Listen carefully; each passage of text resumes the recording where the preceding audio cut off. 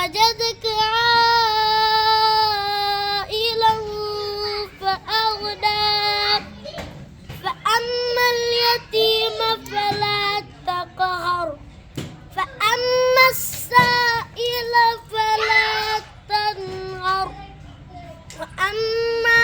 بنعمة ربك فحدث بسم الله الرحمن الرحيم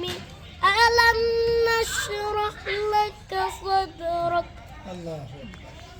ووضعنا عنك وزرك الذي أنقض ظهرك ورفعنا لك ذكرك فإن مع العسر يسرا إن مع العسر يسرا فإذا فرغت فانصب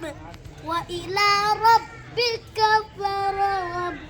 صدق الله العظيم.